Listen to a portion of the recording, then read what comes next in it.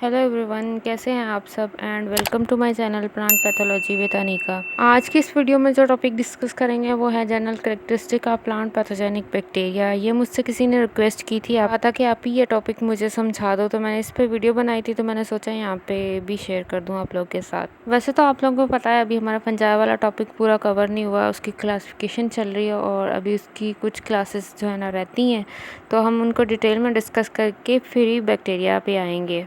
चलिए स्टार्ट करते हैं। General characteristic of plant pathogenic bacteria. Plant pathogenic bacteria जो है ना, वो अपने प्लांट होस्ट में अच्छी तरह से ग्रो करने के लिए इवॉल्व होते हैं, अक्सर स्पेसिफिक होस्ट और प्लांट पार्ट्स में, जैसे कि ब्लूजम्स, लीव्स और स्टोरेज ऑर्गन्स, उनमें आ जाते हैं ट्यूबर्स और कॉन्स।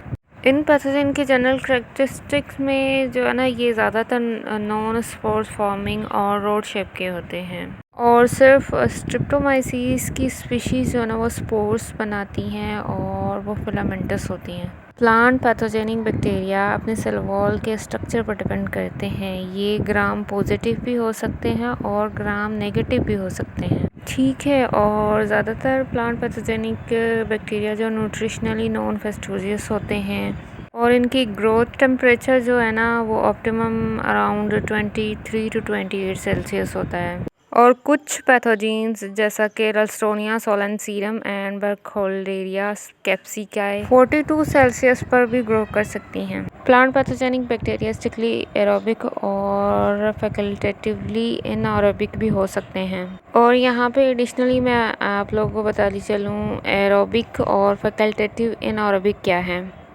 ये जो टर्म है एरोबिक बैक्टीरिया वो बैक्टीरिया होते हैं जो सिर्फ ऑक्सीजन की प्रेजेंस में ही ग्रो कर सकते हैं। इनको एनर्जी प्रोड्यूस करने के लिए ऑक्सीजन की ज़रूरत होती है, ठीक है।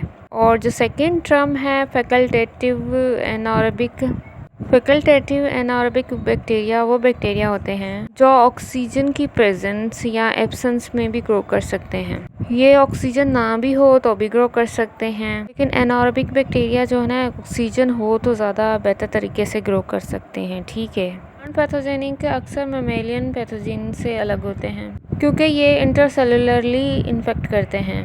जेनेटिक स्टडीज से पता चला है कि वायरलेंस और पैथोजेनेसिस में बहुत सारे जीन्स का हिस्सा होते हैं। कुछ प्लांट पैथोजेनिक बैक्टीरिया के पास वायरलेंस और पैथोजेनिसिटी के जीन जो है ना वो प्लाज्मिड के अंदर होते हैं, जबकि दूसरे पैथोजेंस के क्रोमोसोम्स में होते हैं। ये जीन्स का interchangeable movement lateral gene transfer mechanisms के जरिए स्पीशीज बाउंड्रीज को क्रॉस कर सकती हैं। ये जीन्स पैथोजेन को अपने अंदर ग्रो करने की एबिलिटी देते हैं। अक्सर एक स्पेसिफिक होस्ट में ये जीन्स कॉलोनाइजेशन के लिए ज़रूरी होते हैं, लेकिन प्लांट डिजीज़ को कंट्रोल और इराडिकेट करने की कोशिशों को बैक्टीरियल पैथोजेंस ने नई सर्वाइवल स्ट्रेटजीज को डेवलप करके चैलेंज किया है। म्यूटेटर फिनोटाइप्स जैसा कि मुर्स जीन की म्यूटेशन पैथोजेन एडाप्टेशन में मेजर रोल प्ले कर सकती है।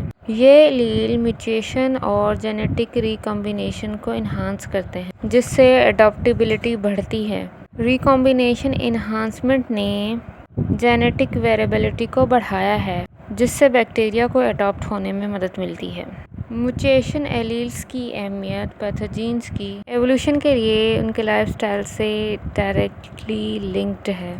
मसलन फोलियर पैथोजेन ज़ैंथोमोनास वैक्सटोरिया में HRP टाइप पैथोजेनिसिटी आइसलैंड होते हैं, जो एक एक्स्ट्रा सेलुलर फिलामेंटस HRP+ को इनकोड करते हैं।